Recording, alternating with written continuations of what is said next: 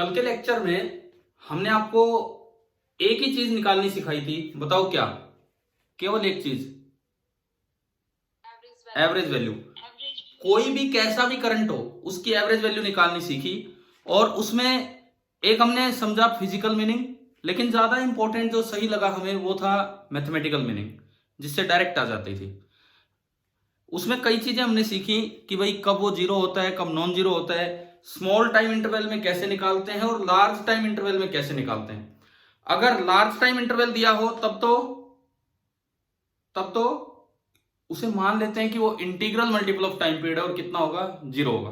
और अगर small time interval दिया है तो वो फॉर्मूले नहीं लगाने साइनोसॉइडल वाले, कल करवाया था एक मिली सेकेंड वाला, है ना?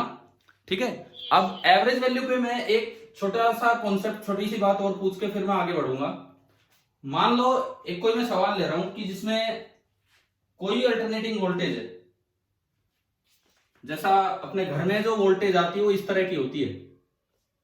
मैं जो हमारे घर में पावर स्टेशन की तरफ से जो वोल्टेज आती है वो इस तरह की होती है, into sine of 100 pi T volt. Suppose ये कोई ईएमएफ आपको दिया है या ये कोई वोल्टेज है जो हमारे घर में आई है। अब मैं कहता हूं कि it's average value is calculated, it's average value is calculated. आपको कोई इंटरवल दे दिया, टाइम इंटरवल दे दिया, suppose 0.01 second over A time interval of 0.01 second, ये दिया गया है। अब मुझसे पूछा गया है first part, can it be, entry नहीं हो रही, क्या हो गया? रितु की एंट्री नहीं हो रही। रितु की एंट्री नहीं हो रही यार। अब देखो इसका मेरे पास कोई वो सर कर देंगे। Can it be zero? उसके बाद मैं सेकंड पार्ट पे चलूंगा। फर्स्ट पार्ट का आप जवाब दीजिए कि क्या ये जीरो हो सकती है क्या?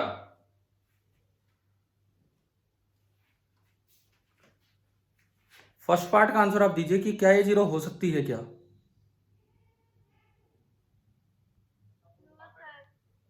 क्या आप लोगों ने अपने वीडियो फिर से ऑफ कर दिए क्या? इसमें मैं अभी देख रहा था तो कोई भी नहीं दिख रहा है प्रेजेंट।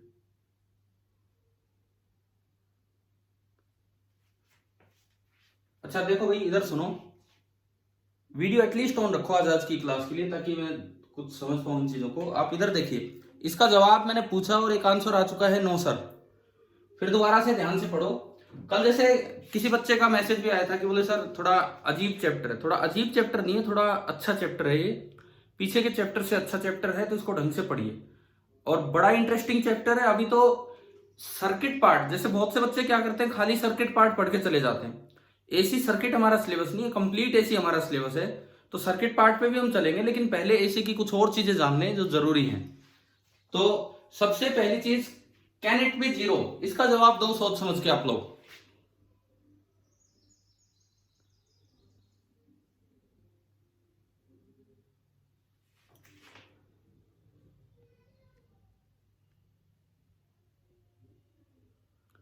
बोलिए।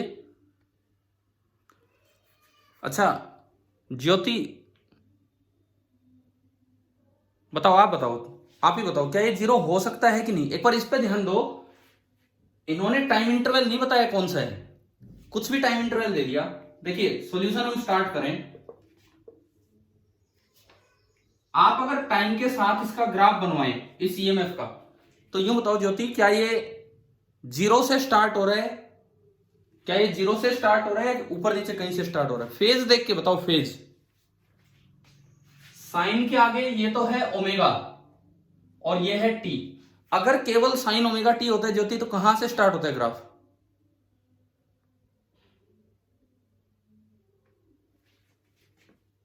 अगर खाली आप लोग म्यूट हो गया, एक बार अनम्यूट करके बोलिए। कहां से होगा? जीरो से होगा, जीरो से। ये साइन ओमेगा टी है और जीरो से ऊपर की तरफ होगा। तो ये ग्राफ कुछ ऐसा जाएगा और यूं बनेगा, इस तरह का ग्राफ है। ये ग्राफ यहां तक जाएगा। समझ में आ रहा होगा ना हमें कि भाई कैसे हम बना रहे हैं इस चीज को? ठीक है। इसकी पीक वैल्यू कितनी है, एक्सप्रेशन देख के बताओ इसकी पीक वैल्यू कितनी है। 220 √2 वोल्ट। और इसका टाइम पीरियड कितना है, ये जो ओमेगा है इससे अगर मैं टाइम पीरियड निकालूं तो टाइम पीरियड कितना आ रहा है, ओमेगा है 100 पाई, तो टाइम पीरियड है 2 पाई बाई ओमेगा, यानी कि 2 पाई अपॉन 100 पाई 1/50 सेकेंड। और ये हमने समझाया था आपको शायद पिछली बार कि 1/50 सेकेंड हो जाता है 20 मिली सेकेंड। ये जो भारत में जो ACR है वो है, यानी कि यहां जो टाइम पीरियड हुआ दिस इज 20 मिली सेकेंड, तो ये टाइम पीरियड हो गया 10 मिली सेकेंड। अब देखो सवाल पे नजर डालो, ये कहता है कि क्या 0.01 सेकेंड का कोई इंटरवल लें। 0.01 सेकेंड में कितने मिली सेकेंड होंगे,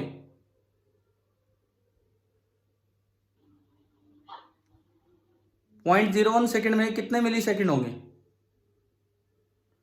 0.01 इंटू 1000 10 मिली सेकेंड। तो ये यूं पूछना चाह रहा है कि क्या 10 मिली सेकेंड के इंटरवल में एवरेज वैल्यू 0 होगी या नॉन जीरो होगी। बताओ, अब बताओ देख के।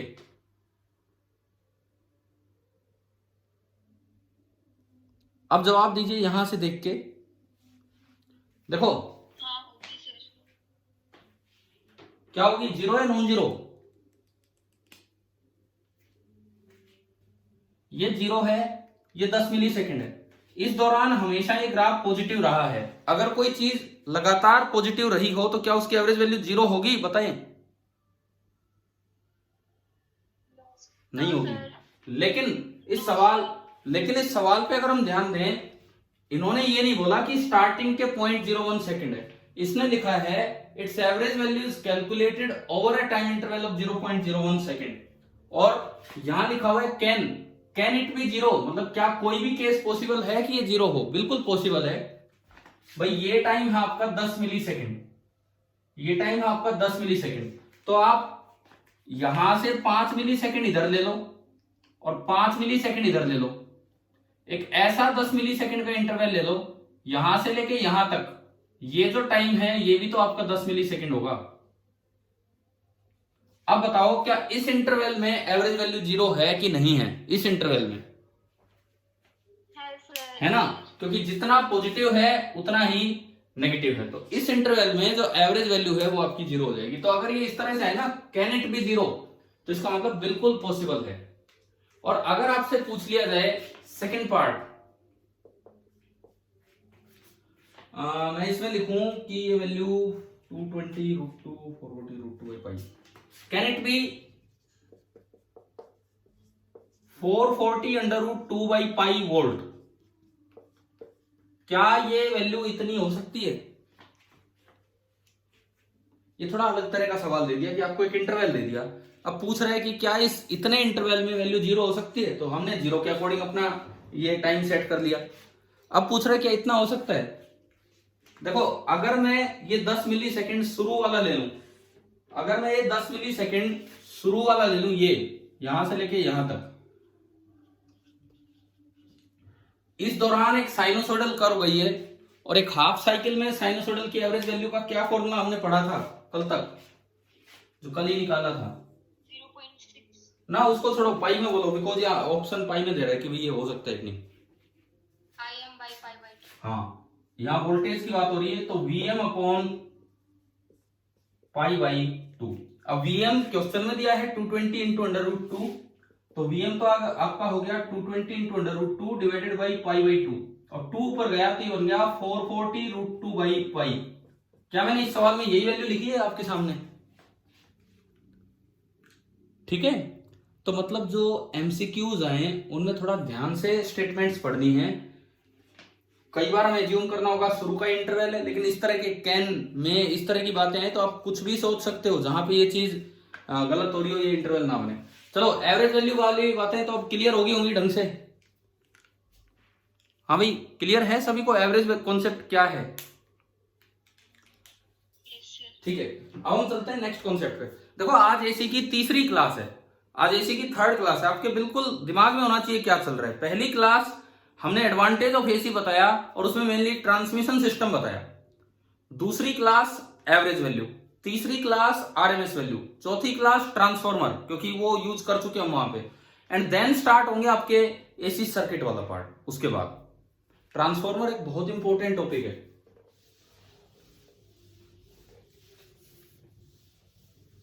जो हम कल वाली क्लास में शायद पढ़ रहे होंगे।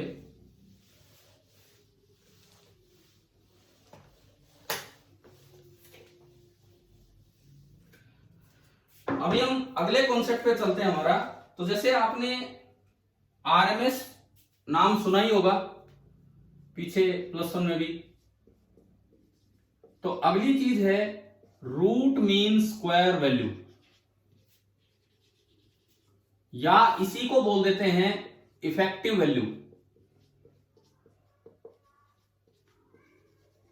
या फिर इसी को बोल देते हैं virtual value. Root mean square value और इफेक्टिव वैल्यू और वर्चुअल वैल्यू, ये है आपके इन शॉर्ट IRMS और VRMS।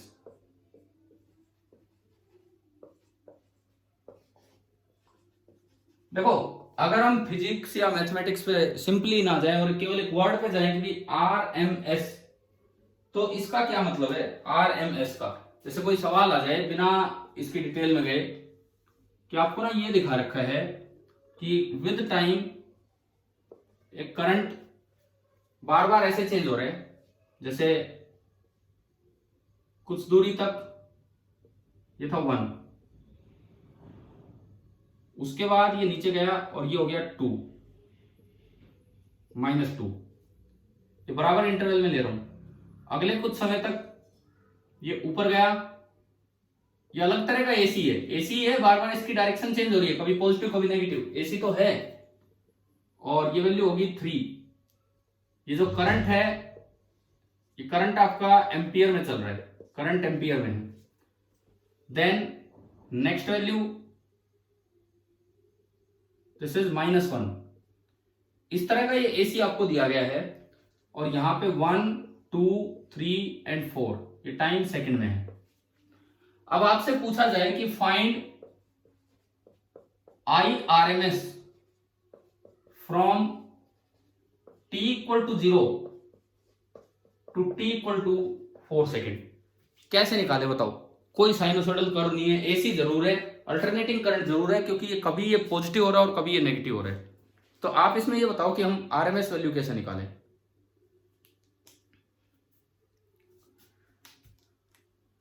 हाँ जी, नाम से चलो। रूट मतलब under root, square root of mean of squares of different values. तो आप एक काम कीजिए, ये 4 बार ये वैल्यू है, 0 से 1, 1 से 2, 2 से 3 और 3 से 4। सबसे पहले I की वैल्यू लिखो क्या क्या है। 0 से 1 में करंट कितना है? 1 एम्पियर। मैं यूनिट नहीं लगा रहा। 1 से 2 में करंट कितना है? 1 से 2 में -2। देखो यार, बोलो यार यहां से। 2 से 3 में करंट कितना है? 3 एम्पियर, 3 एम्पियर। एंड 3 से 4 में, 3 to 4 में -1। सबसे पहले आपने क्या किया? करंट निकाल लिया। उसके बाद आप लो स्क्वायर, उसके बाद आप निकालिए I स्क्वायर।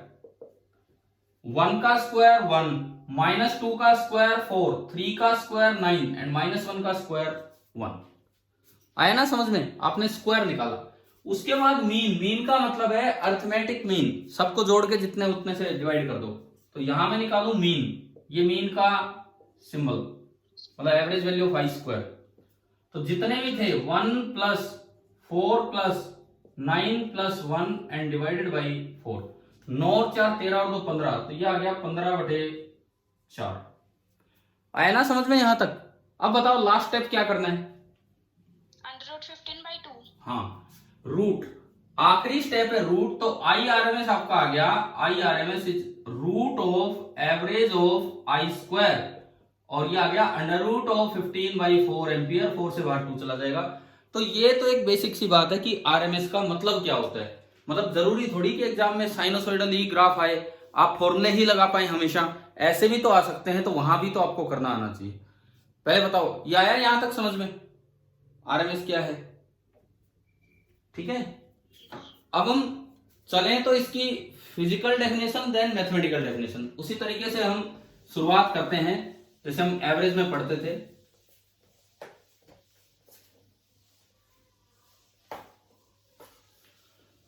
देखो एक चीज का ध्यान रखना, आकाश के टेस्ट रिवीजन पर्पज से हैं, उनके चक्कर में इन यूनिट्स को मत छोड़ देना जो अभी चल रही है, क्योंकि बहुत जल्द आकाश तो इन पे भी पहुंच लेगा, फिर उस समय इनको करोगे तो दिक्कत होगी। मैंने आपके लिए ईएमआई के कुछ क्वेश्चन छाट के डाले थे आपके ग्रुप पे एचसी वर्मा से, बताओ एक मिनट, देखा भी है कि नहीं किसी ने? Yes sir. मैंने कहा भी ऑब्जेक्टिव कर लो, सोल्ड एग्जांपल कर लो, और एक्सरसाइज में अगर आपको ज्यादा लग रहे हैं तो मैंने कुछ 15-20 सवाल उसमें शायद या ज्यादा पता नहीं कितने, जो जो मुझे ठीक लगे वो मैंने छाट के डाल दिए थे आपके लिए एक बच्चे की डिमांड पे। तो अब आप एटलीस्ट वो ट्राई कर लेना, और उसके बाद क्योंकि हम एसी वाले चैप्टर पे हैं तो उस पर ध्यान दें। अब देखिए आरएमएस की सबसे पहले आती है फिजिकल डेफिनेशन। हमारी समझ में तो आए कि भाई ये है क्या चीज, फिजिक्स के अकॉर्डिंग क्या है आरएमएस वैल्यू, क्यों इसको इफेक्टिव वैल्यू बोला जा रहा है। देखिए मान लो ये कोई भी एक रजिस्टर है, कोई एक कंडक्टर है जिसकी कुछ रेजिस्टेंस है, और इसकी कुछ रेजिस्टेंस है आर। यूं बताओ एसी बार बार अपनी डायरेक्शन चेंज करता है, जब आगे जाने पे अगर 5 कूलम चार्ज फ्लो कर गया था किसी क्रॉस सेक्शन पे, तो पीछे आने पे 10 कूलम हो गया था कि 0 हो गया था? जीरो। हमने पढ़ा था एवरेज वैल्यू 0, तो इसलिए वो 0। अब मेरा दूसरा सवाल, अगर आगे जाने पे करंट 5 जूल हीट प्रोड्यूस कर देता है इसमें, तो वापिस आने पे 10 जूल होगी या 0 हो जाएगी? 10 जूल। बिकॉज ऐसा थोड़ी है कि गरम ठंडा गरम ठंडा गरम ठंडा यूं थोड़ी होता रहेगा, ये तो गरम गरम ही होगा, क्योंकि जाए करंट उधर जाए चाहे करंट इधर जाए, हीट ही प्रोड्यूस होनी है, कोलिजन ही होने। समझ में आया? तो ये एक ऐसी टर्म है जो इसकी हीटिंग इफेक्ट को ऑब्जर्व करती है कि कोई भी अल्टरनेटिंग करंट किसी वायर में से फ्लो करके निकला है तो उसने कितनी हीट प्रोड्यूस कर दी होगी, कहीं ना कहीं इस चीज को ये वाली वैल्यू मेजर कर रही होती है। सपोज मैंने इसके साथ एक साइनोसॉइडल या कोई भी एसी लगा दिया, साइनोसॉइडल एसी इस तरह का, और जिसकी इक्वेशन है V = Vm × sin omega t। अच्छा कई बार यहां ओमेगा के साथ d भी लगा मिलता है, इसका क्या मतलब है? अगर ओमेगा के साथ d लगा हो तो इसका क्या मतलब होता है? अगर कहीं भी ये d लगा रखा हो तो it stands for driving angular frequency, कि इस सर्किट को चला कौन रहा है, सोर्स कौन है इसके लिए, इस सर्किट को चलाने वाला सोर्स कौन है, ये। ठीक है, ये जानना जरूरी है, बिकॉज आगे हम एक टॉपिक आएगा इसी चैप्टर में, एक टॉपिक आएगा जिसमें हम पढ़ेंगे एक नेचुरल ऑसिलेशन ऑफ करंट होगा और एक ड्राइवन ऑसिलेशन ऑफ करंट होगा। तो ड्राइवन ऑसिलेशन मतलब ये लगा रखा है, नेचुरल ऑसिलेशन मतलब ये नहीं लगा रखा। अच्छा चलो एक और चीज याद दिलाता हूं आपको, याद हो +1 में ऑसिलेशन के टाइम या वेव्स के टाइम हम लैब में गए थे और हमने रेजोनेंस वाला एक्सपेरिमेंट किया था, ध्यान है ना? आपकी एनसीईआरटी बुक में जो एक्टिविटी थी वो हमने लैब में जाके परफॉर्म की थी, और शायद मुझे लगता है बहुत ही सफल तरीके से वो परफॉर्म हो गई थी, याद है आप सभी को? Yes sir. हाँ समझ में तो आ गया था ना कि मतलब अगर ओमेगा नेचुरल ओमेगा ड्राइविंग से मैच कर जाए तो ऑसिलेशन सबसे बड़े हो गए थे, पढ़ा है ना वो वाला कॉन्सेप्ट हमने, रेजोनेंस। ठीक है, देख भी लिया एक्टिविटी में। अब वो चीज यहां फिर से आएगी, इसीलिए मैं आपको पहले ही बता रहा हूं कि ये ड्राइविंग एंगुलर फ्रीक्वेंसी, जब हम एसी सर्किट्स पे चलेंगे तो बड़े अच्छे से वो चीज काम आएगी और आपके दिमाग में वो एक्टिविटी आ जाएगी दोबारा से कि जो +1 में पड़ी थी वो अब सर्किट में कैसे लग रही है, वहां जो हमने लैब में परफॉर्म करके देखी थी। अच्छा अब देखिए इसमें देखो आगे, मान लो मैं डी ना भी लगाऊं तो उससे कोई फर्क पड़ नहीं रहा, ठीक है, ये वर्ड तो मैंने आपको बता दिया। अब देखो फिजिकल डेफिनेशन क्या है, इससे कोई करंट जाएगा, सपोज 0 से T/2 तक वो आगे गया, अब अल्टरनेटिंग करंट है तो बार बार अपनी डायरेक्शन चेंज कर लेगा, तो T/2 से T तक वो पीछे आ गया। 0 से T/2 तक आगे गया, T/2 से T तक वो पीछे आ गया। ये एसी डीसी की जब डिस्कवरीज हुई हैं तो बड़े मतलब इंटरेस्टिंग से पॉइंट्स इनके साथ जुड़े हैं। जैसे जब कभी माइकल फेराडे ने ईएमआई की डिस्कवरी की थी, आपको पता होगा हेनरी और माइकल फेराडे दोनों को इनका श्रेय जाता है, लेकिन फेराडे को ज्यादा बोल देते हैं। तो माइकल फेराडे ने जब ईएमआई की डिस्कवरी की तो उनसे पूछा गया कि ये आप एक हल्का सा करंट ले आए, इसका फायदा क्या है? भाई माइकल फेराडे ने क्या एक्सपेरिमेंट करके दिखाया था कि एक कोयल रख दो और आप मैग्नेट को मूव कराओ, तो कोयल में क्या आ रहा था? एक बड़ा छोटा सा करंट। तो माइकल फेराडे से ये सवाल पूछा गया, इस करंट से होगा क्या? मतलब ठीक है, डीसी था हमारे पास, बैटरी थी हमारे पास, लेकिन आप एक नया तरीका बता रहे हो कि मैग्नेटिक फील्ड से भी करंट आ रहा है। बोले इतने जरा से करंट का क्या फायदा? तो माइकल फेराडे का जवाब था, what is the use of a new born baby? समझ गए इस बात का मतलब? एक बच्चा पैदा हुआ है, आप आज ही सोचो इसका क्या फायदा, इसका फायदा क्या? इसके तो सारे काम आपको करने पड़ रहे हैं, फायदा थोड़ी है, लेकिन उस पर आप वर्क करोगे तो आगे चल के ये बहुत चीजें आपको देगा। इस तरह से है। तो सेम वही बातें चलती रहती थी। साइंटिस्ट थोड़ा सा डिस्कवर करते थे, जो बड़े बड़े लोग थे पूछते यार इसका क्या फायदा, इसका क्या फायदा, तो उनका यही कहना था कि थोड़ा वेट कीजिए, अपने आप ये चीजें आएंगी। तो जब ये एसी की डिस्कवरी हुई तो अगेन इसमें ये कंफ्यूजन था कि ये 10 मिली, जैसे मैं 20 मिली सेकेंड भारत की बात करूं, 10 मिली सेकेंड आगे गया तो 10 मिली सेकेंड पीछे आया। तो जब ये डिस्कवर हुआ तो वहां के जो पॉलिटिशियंस थे उन्होंने पूछा, मीन्स जो पीएम इस तरह से जो भी लोग थे उन्होंने पूछा, बोले यार ऐसे करंट का क्या फायदा जो हमारे घर ही ना पहुंचे? मतलब उनके क्या समझ में आया कि ये करंट पावर हाउस से चला, 5 मिली सेकेंड इधर आया या 10 मिली सेकेंड इधर आया, फिर 10 मिली सेकेंड उल्टा हो लिया, तो उनका कहना था फिर हमारे घर कब पहुंचेगा ये करंट? तो हमें अब उन लोगों को बाद में समझ आया कि इस करंट को वहां नहीं पहुंचाना था, एनर्जी वहां पहुंचानी थी। और सेकंड यूनिट के टाइम आपको पढ़ाया गया है 3rd चैप्टर एनसीईआरटी में कि यहां के इलेक्ट्रॉन का वहां पहुंचना जरूरी नहीं होता, यहां की एनर्जी से वहां लोकल ड्रिफ्टिंग होती है, वहां के इलेक्ट्रॉन भी एनर्जी में आ जाते हैं और वो एनर्जी जाती है 3 × 10⁸ मीटर पर सेकंड से। तो इतनी फास्ट ये सब हो रहा था। तो ये छोटी छोटी चीजें हैं जो हमें समझनी चाहिए और आपका जरूर इंटरेस्ट बनना चाहिए इन चीजों की तरफ, क्योंकि ये चैप्टर तो बड़ा अच्छा चैप्टर है पीछे वाले और चैप्टर्स के मुकाबले। अब देखो क्या मतलब है इसका आरएमएस वैल्यू का। सपोज अब मेरे पास कोई लिमिट नहीं लगानी मुझे T/2, एवरेज वैल्यू में एक लिमिट थी कि भाई आधे में ही डिफाइन करो, क्यों पूरे में 0 हो रही थी वो।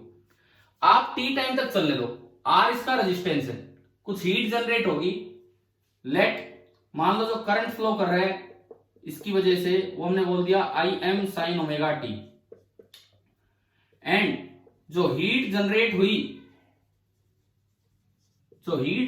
हुई इन टाइम t वो मैंने माना H1, हीट जनरेट हुई इन टाइम t वो मैंने मान लिया H1। अब देखो आरएमएस वैल्यू का क्या मतलब है कि अगर इसकी बजाय मैं एक कांस्टेंट करंट भेज दूं उसी रजिस्टर में से, अगर इसकी बजाय मैं एक इसी आर रेजिस्टेंस में से कांस्टेंट करंट भेज दूं, मान लो मैंने डीसी बैटरी लगा दी और मैं इसमें कांस्टेंट करंट भेजने लग जाऊं, जिससे करंट चल पड़ा। कल हमने कांस्टेंट करंट को क्या सिंबल दिया था जब एवरेज वैल्यू डिफाइन कर रहे थे उस समय? आई नोट। तो यहां भी आई नोट दे देते हैं। मान लो ये आई नोट एक कांस्टेंट करंट जा रहा है और सपोज उतने ही टाइम में ये तो एक कांस्टेंट करंट है, ये टी टाइम तक अगर मैं ग्राफ बनाऊं तो ये करंट ऐसे जाएगा, पूरे इंटरवल में कांस्टेंट रहेगा। जबकि अगर आप इधर वाला ग्राफ बनाएं तो वो साइनोसॉइडल है, कुछ ऊपर कुछ नीचे। तो इधर मान लीजिए जो हीट जनरेट हुई इन टाइम t वो मैंने माना है H2, वो हमने मान लिया H2। अगर H2 बराबर H1 होगा तो ये जो कांस्टेंट वैल्यू है ये उसकी आरएमएस वैल्यू है। ये होती है फिजिकल डेफिनेशन। फोन की ओवर हीटिंग हो गई है, कैमरा कम काम करने लग जाता है उस चीज से। देखो अब इधर if H2 is equal to H1 then जो आई नोट है this is equal to I RMS. तो ये जो कांस्टेंट करंट होगा ये उसकी एवरेज वैल्यू होगी, सॉरी आरएमएस वैल्यू। अब बताओ आरएमएस का फिजिकल मीनिंग आ गया क्या समझ में? क्या होती है आरएमएस वैल्यू? ठीक है, मतलब इसने जो हीट जनरेट की उतनी हीट ये जनरेट कर दे, या इसकी वजह से जो पावर इसने कंज्यूम की, हमारे काम का हीट नहीं, हम पावर पे चलते हैं, इसकी वजह से जो पावर इसने कंज्यूम की उतनी पावर उतने टाइम में अगर ये वाला रजिस्टर इस कांस्टेंट करंट की वजह से कंज्यूम कर जाए तो ये जो कांस्टेंट करंट है ये हो जाएगी उसकी एवरेज वैल्यू, ना सॉरी यार आरएमएस वैल्यू। अच्छा, एवरेज वैल्यू का एक और नाम होता है डीसी वैल्यू। जैसे मैंने आरएमएस के आपको दो नाम बताए, इफेक्टिव वैल्यू, वर्चुअल वैल्यू, ऐसे ही एवरेज का एक और नाम होता है डीसी वैल्यू, तो वो भी ध्यान देना कभी अगर डीसी वैल्यू आ जाए तो। अब चलो इसका सोल्व करते हैं हम कि क्या साइनोसॉइडल एसी के लिए क्या average value sorry RMS value निकल के आएगी, वो चीज कैलकुलेट करते हैं। इधर से H1 निकालना होगा, उधर से H2 निकालना होगा और उनको इक्वेट करना होगा। पूरे टाइम टी में H1 में निकालता हूं, देखो हीट का क्या फॉर्मूला होता है बताओ, अगर आई करंट आर रजिस्टर में से फ्लो कर रहा है तो हीट का क्या फॉर्मूला होता है, Joule's law. I square R तो पावर होती है, बताओ हीट जनरेटेड का formula I square R T. अब उसको कैसे अप्लाई करना है अगर वेरिएबल करंट हो तो, अगर वेरिएबल करंट हो तो ऐसे अप्लाई करते हैं, किसी टी टाइम पे करंट है आई, तो अगले dt टाइम तक मैं उस करंट को कांस्टेंट मान सकता हूं, वही आई। तो ये जो इंटरवल हुआ ये dt हुआ, और इस इंटरवल में जो हीट थोड़ी सी जनरेट हुई dh, this is I square into R into time interval dt। और पूरी हीट जनरेटेड अगर आपको निकालनी हो तो हो जाएगा integral I square R dt। हम जो बोलते हैं I square into R into T, वो तो अगर कांस्टेंट करंट है तो लग जाएगी आई स्क्वायर आर टी, लेकिन अगर वेरिएबल करंट है तो वो लगेगी I square into R into D T, इस तरीके से। ठीक है, तो पहले वेरिएबल वाली साइड लगाते हैं, करंट किसी भी टी टाइम पे ये है, तो आपने इसमें पुट किया हीट जनरेटेड T1 टाइम में H1, तो H1 is equal to integral इसका square I M square sine square omega T and D T, ये डी टी है सॉरी एक आर भी है और डी टी, और जो लिमिट लगेंगी 0 से कोई t/2 पे रुकने की जरूरत नहीं है क्योंकि हीटिंग कूलिंग नहीं होती, हीटिंग हीटिंग ही होती है। तो 0 से पूरा t तक हो गया, ये आपका होगा H1। पहले आप बताओ उस वेरिएबल एसी का हीट जनरेशन निकालना आ गया समझ में, कैसे निकालना है? ठीक है, आई स्क्वायर आर टी फॉर्मूला ही कैसे लगाना है वेरिएबल करंट में वो मैंने आपको समझाया। अच्छा आप देखो आई एम स्क्वायर आर तो कांस्टेंट है, बाहर आ जाएगा, और अंदर बचेगा integral sign square omega T D T. इस चैप्टर के लिए एक बहुत अच्छा इंटीग्रेशन है जो हम डायरेक्ट याद भी करेंगे, अभी सोल्व भी करेंगे। अभी चलते हैं इस पे आगे, एक बार उधर से H2 निकाल लेते हैं। क्या इसमें इंटीग्रेशन की जरूरत है कि डायरेक्ट आएगा इधर की तरफ?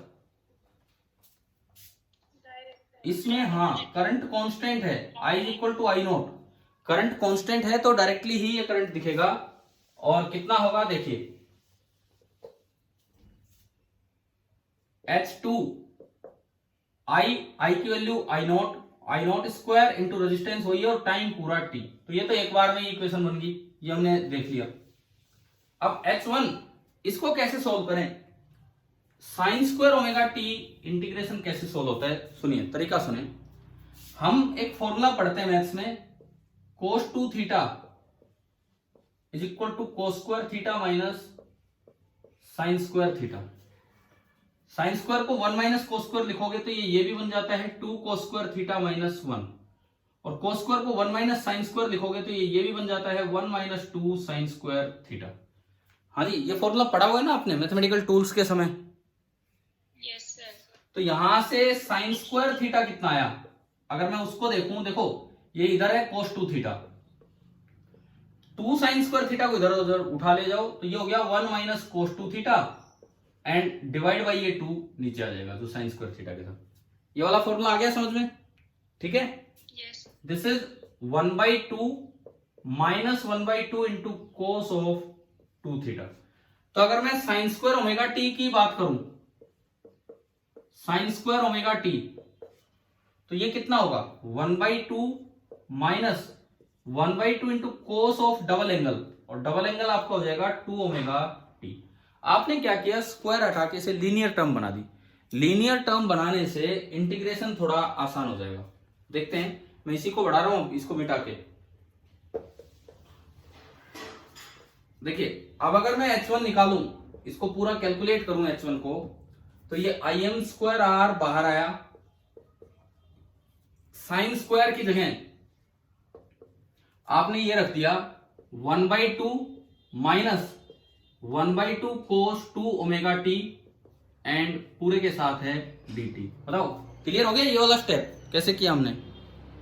Yes, sir. ठीक है, अब ये दो इंटीग्रेशन हो जाएंगे तो इनको अलग अलग इंटीग्रेट करते हैं। im स्क्वायर आर पहला इंटीग्रेशन है हाफ dt, तो हाफ तो कांस्टेंट है बाहर आ गया और अंदर बचा ओनली इंटीग्रल dt 0 से t।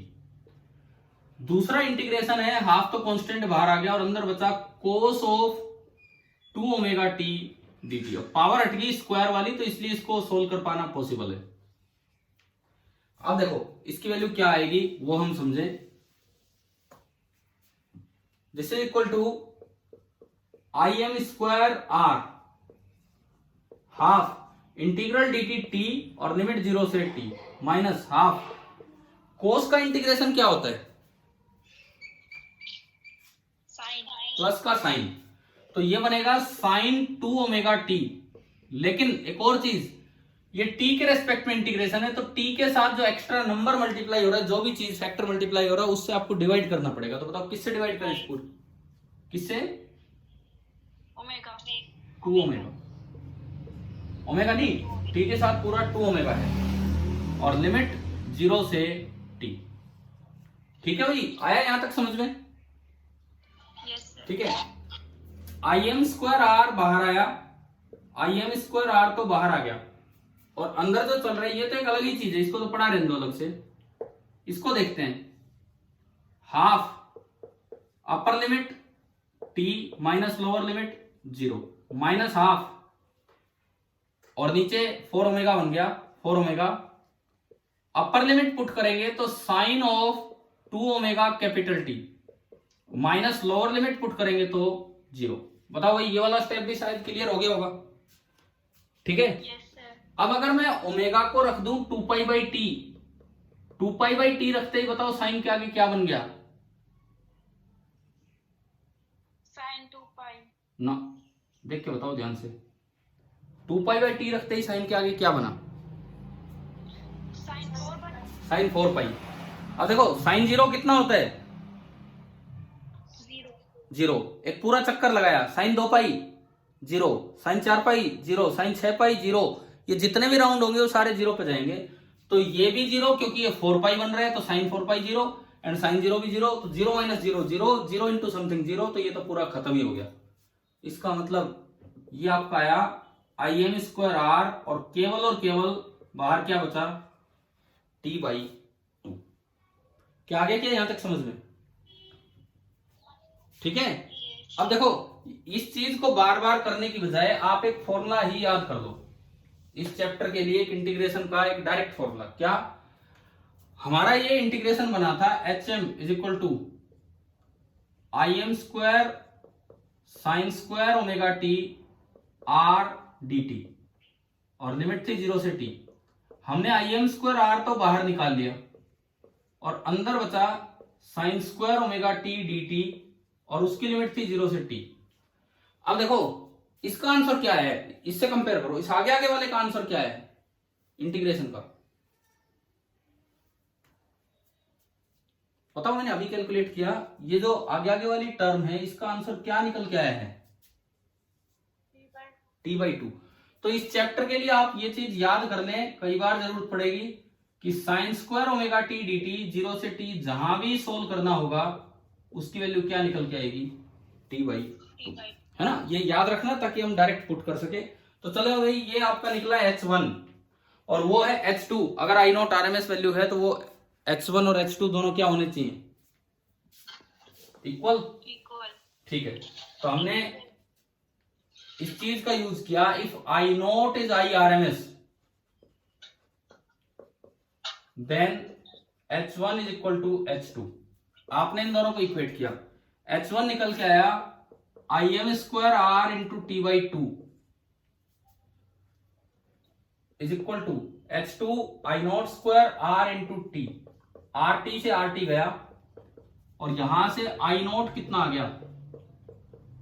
IM अपॉन √2, यानी कि मेरे पास एक IRMS साइनोसॉइडल AC का IRMS आ गया, मैक्सिमम वैल्यू अपॉन √2।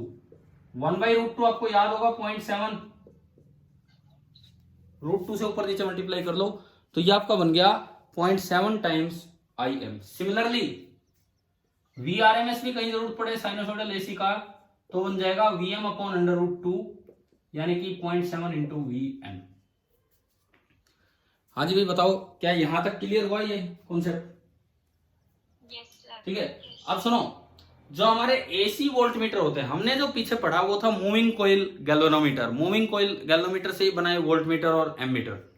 ये काम किया हुआ है ना आपने पीछे चैप्टर्स में, मैग्नेटिज्म और करंट वाले टाइम पे। तो वो DC वोल्टमीटर होते हैं, वो केवल डायरेक्ट करंट को, डायरेक्ट वोल्टेज को मेजर करते हैं, अल्टरनेटिंग को मेजर नहीं कर पाएंगे। कारण अगर मूविंग कोइल कैलोमीटर को आप अल्टरनेटिंग करंट पे लगा देंगे तो करंट इधर गया तो निडल इधर, करंट इधर गया तो निडल इधर, कितनी कितनी जल्दी करंट अपना इधर उधर बदल रहा है, 10-10 मिली सेकेंड में। हाँ जी समझ में आ रहा है, 10-10 मिली सेकेंड में करंट अपनी डायरेक्शन बदल रहा है। तो निडल का क्या हाल होगा सोचना एक बार, ये जीरो है बीच में, निडल का क्या हाल होगा, मतलब ना इधर जाएगी ना इधर जाएगी, बीच में रुक जाएगी। तो देखने वाले को गलत एहसास होगा कि करंट है नहीं और गलती से उसने वायर पकड़ ली तो फिर उसे पता लग जाएगा। तो इसीलिए कुछ दूसरे वोल्टमीटर बने, कुछ दूसरे इंस्ट्रूमेंट्स बने जिन्हें बोला जाता है हॉट वायर इंस्ट्रूमेंट्स। कुछ दूसरे इंस्ट्रूमेंट्स बने जिनको बोला जाता है हॉट वायर इंस्ट्रूमेंट्स। और जो हॉट वायर इंस्ट्रूमेंट होते हैं ये हीटिंग इफेक्ट पे बेस्ड होते हैं, और हीटिंग इफेक्ट पे बेस्ड जो एक वैल्यू होती है जो अभी हमने पढ़ा, वो कौन सी वैल्यू होती है, RMS वैल्यू। मतलब हॉट वायर इंस्ट्रूमेंट लगते हैं आपके AC के लिए। तो AC मेजरमेंट जब होगा तो कौन सी वैल्यू आपको दिखेगी, इफेक्टिव वैल्यू, इसीलिए तो उसको बोलते हैं एवरेज वैल्यू की RMS वैल्यू या पीक वैल्यू, RMS वैल्यू। अब सुनो, अगर किसी के घर में स्टेबलाइजर लगा हो तो उसमें एक वोल्टमीटर होता है। अगर किसी के घर में बाई चांस, भाई देखो AC लगा हो आपके घर में, एक बार बताओ क्या AC है किसी के घर में?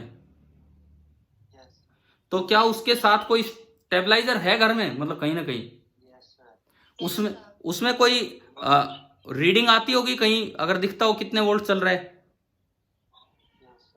एक बार अभी देख के बता सकते हो, या मान लो चलो अभी चल रहा हो नहीं चल रहा हो, नियरली उसमें कितनी वोल्टेज आती है? 180 वोल्ट। कोई कह रहा है 180 वोल्ट, कोई कह रहा है कितनी,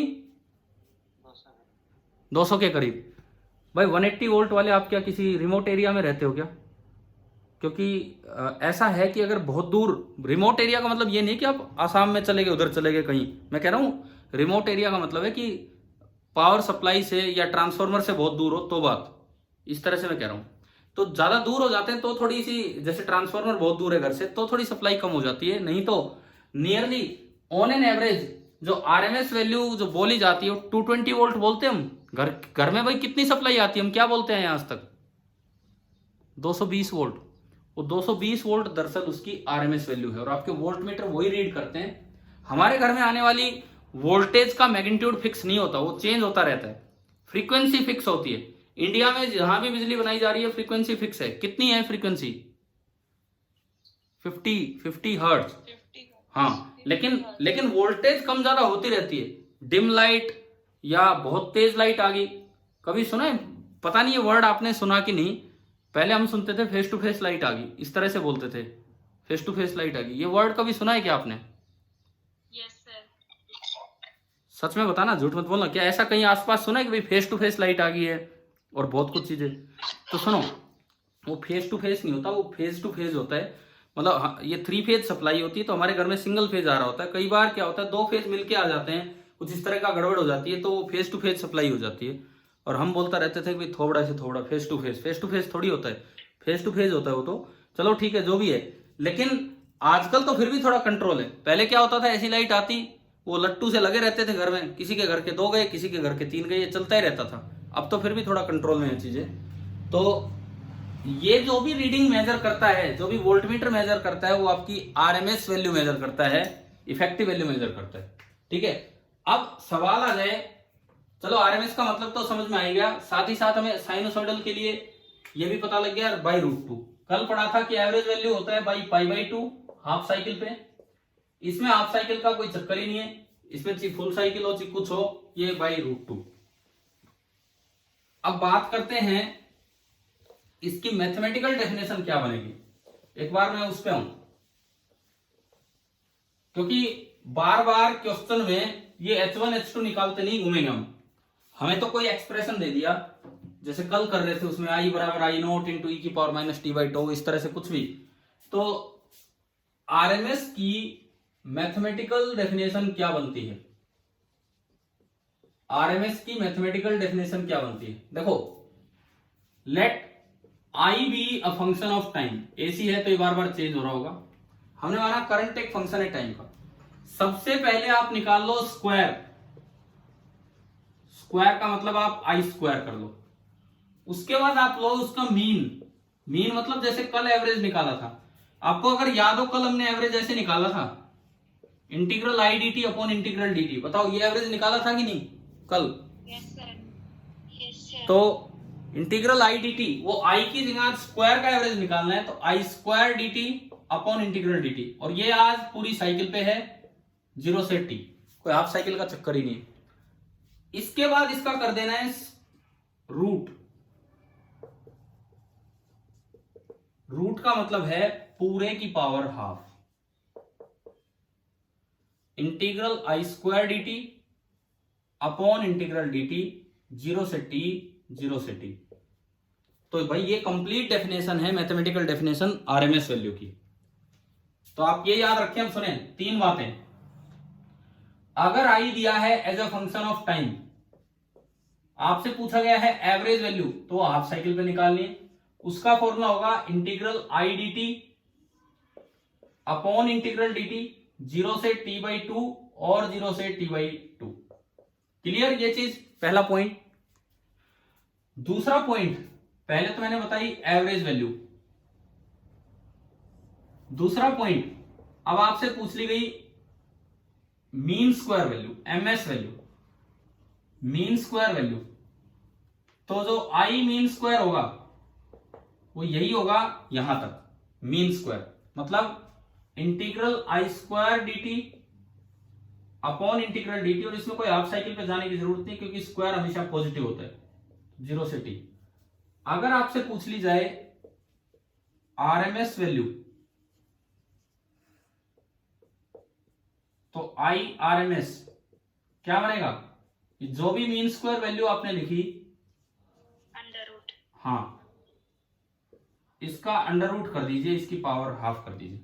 क्योंकि क्वेश्चन में अगर नए एक्सप्रेशन आएंगे तो फिजिकल डेफिनेशन से टाइम वेस्ट होगा। आप ये यूज करें, डायरेक्ट फॉर्मूला यूज करें कि भाई क्या है क्या नहीं। अब कल की तरह एक सवाल हम करके देखते हैं। कल हमने एक क्वेश्चन लिया था कि एक ही कोई भी करंट दे दिया, उसमें एक तो आपको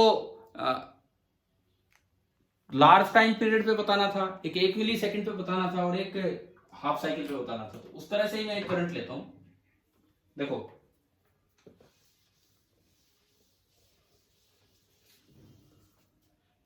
ये कोई भी एक सर्किट है जिसमें रेजिस्टेंस लगा है 100 ओम, इस तरह का ये रेजिस्टेंस लगा है, और इसको सप्लाई दी गई है कल वाली। जो ईएमएफ है, तो भाई पता नहीं कल क्या वैल्यू ली थी हमने, यहां जो भी लिया उसके साथ वोल्ट लगाया था, यहां जो भी लिया उसके साथ 250 पाई सेकेंड इनवर्स लगाया था, है ना भाई? ऐसे लिखा था ना? यस सर, ठीक है, यही था, एग्जैक्ट यही वैल्यू थी कल। ठीक है, तो ये आपने ईएमएफ, ठीक है, ये आपने ये लगाया। अब आपको बताना है कि फाइंड आरएमएस वोल्टेज। कल 3 पार्ट लिए थे, आज भी 3 पार्ट लेते हैं। First part t equal to 0 to t equal to t/2।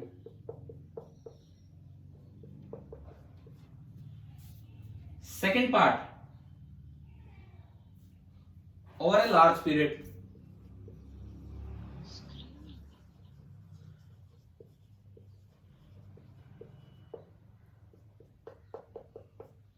Third part में कल क्या लिया था? क्या? हरी सर आपकी। Yes sir. अरे यार ये ना रुक गया, ये ओवर हीटिंग की वजह से जैम हो गया कैमरा वगैरह सब कुछ। आवाज आ रही है? आवाज आ रही है आपको? Sir yes sir. ये इसके कैमरा पे बस मैं खड़ा हूँ और मुंह बोर्ड की तरफ है, आगे चल नहीं रहा है भाई। कोई बात नहीं, सुनो एक बार आप सवाल ट्राई कीजिए। बोर्ड नहीं दिख रहा, कोई बात नहीं, थोड़ी देर में दिखाओ नॉर्मल हो जाए, मैं इसकी हवा वगैरह करता हूँ, कैसे नॉर्मल होगा भगवान जाने। तो ये फोन भी नाराज हो गया यार, इतनी देर होगी, इतनी गर्मी में मुझे बैठा रखा है। देखो आप एक बार ये सुन लो, इस रेजिस्टेंस का कोई काम नहीं। मैंने एक ईएमएफ दिया है और ईएमएफ है 12 into sine of 250 pi T. लिख लिया आपने? करो आप ट्राई कीजिए, लिख लिया कि ये वोल्टेज दी है 12 into sine of 250 pi T, ये है। ठीक है, अब आपको क्या करना है, आपको सबसे पहले तो आरएमएस वैल्यू इसकी बतानी है 0 से t/2। इवन आप 0 से t/2 लें या 0 से t लें, कोई फर्क नहीं पड़ेगा। 0 से t/2 लें या 0 से t लें, कोई फर्क नहीं पड़ेगा, क्योंकि इसमें कोई वापस कूलिंग तो होनी नहीं है। पूरी साइकिल होने पे तो बताओ क्या आंसर है? Direct formula.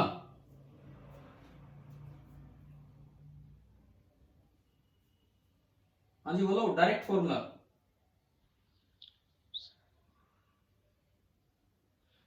पीक वैल्यू कितनी दी है वोल्टेज की?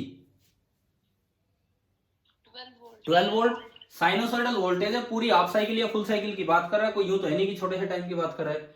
तो डायरेक्ट फॉर्मूला अभी निकाला कि for sinusoidal AC I R M S is equal to I peak I M upon √2। तो जो ई आर एम एस होगा फर्स्ट पार्ट में ई आर एम एस कितना आ गया बताएं? 12 अपॉन √2 और you can say 6/√2 volt. First part आया सभी को समझ में? First part. Yes sir. Yes sir. Second part है over a large period. Over a large period भी आज कोई फर्क नहीं पड़ता, वही होगा जो इंटीग्रल मल्टीपल ऑफ टाइम में होता है, कल पढ़ाया था। और इंटीग्रल मल्टीपल ऑफ टाइम या हाफ टाइम में यही वैल्यू है। तो सेकंड पार्ट का भी आंसर क्या आ जाएगा? E R M S is equal to 6/√2 volt. आया समझ में सेकंड पार्ट भी? ठीक है। Yes sir. थर्ड पार्ट, ये अगर आप चाहें तो ये दूसरे फोन में रिकॉर्ड हो रहा है, आपको ये बोर्ड भी दिख रहा है उसमें, लेकिन ये वाला फॉर्म जैम हो गया ये वाला, तो इसलिए इसमें नजर नहीं आ रहा। आप देख सकते हैं बाद में, मैं अपलोड कर दूं तो लास्ट का पार्ट, पूरा वीडियो देखने की जरूरत नहीं, लास्ट का पार्ट आप देख सकते हैं अगर ये लाइव आप अटेंड नहीं कर पाए तो। थर्ड पार्ट में क्या पूछा है? 0 से लेके और 1 मिली सेकेंड तक आपको निकालना है कि भाई कितना होगा। आप बताओ क्या ये आप ट्राई कर लेंगे? थर्ड पार्ट पति कैसे करेंगे थर्ड पार्ट ट्राई? भाई क्या डायरेक्ट फॉर्मूला लगा सकता हूं मैं थर्ड पार्ट के लिए? डायरेक्ट वो √2 वाला फॉर्मूला तो लगेगा नहीं, क्योंकि इतनी छोटा इंटरवल है कि हो सकता है वो वैल्यू ही ना पहुंचे। कल समझाया था एवरेज में ये हमने आपको, ठीक है।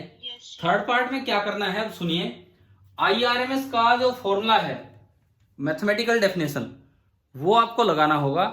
IRMS का जो फॉर्मूला है मैथमेटिकल डेफिनेशन वो आपको लगानी होगी, और इंटीग्रल I² dt, आई का स्क्वायर करेंगे। आप आराम से वही सोल्व करना। हो सकता है ये इतनी अच्छी वैल्यू ना भी आए, मुझे नहीं पता क्या आएगा क्या नहीं आएगा, मैं तो वैसे ही दे दिया है थर्ड पार्ट, और फिर भी आप थर्ड पार्ट ट्राई करना बिल्कुल उस तरीके से जैसे कल हमने वो क्वेश्चन किया था, उस तरीके से, ठीक है। अभी आज हम इस क्लास को यहीं फिनिश करते हैं, बिकॉज ये वीडियो तो चल नहीं पा रहा है, ठीक है। आगे फिर कल पढ़ते हैं। आज मैंने आरएमएस का आपको आइडिया दिया। 3 क्लासेज एसी पे हो गई हैं, 3 क्लासेज एसी पे हो गई हैं। एक ट्रांसमिशन सिस्टम, दूसरा एवरेज वैल्यू और तीसरा आरएमएस वैल्यू। क्या क्लियर हो गया कि नहीं तीनों बातें? ठीक है, तो ठीक है भाई, आगे कल करते हैं। यहाँ अभी थोड़े हालात विकट है।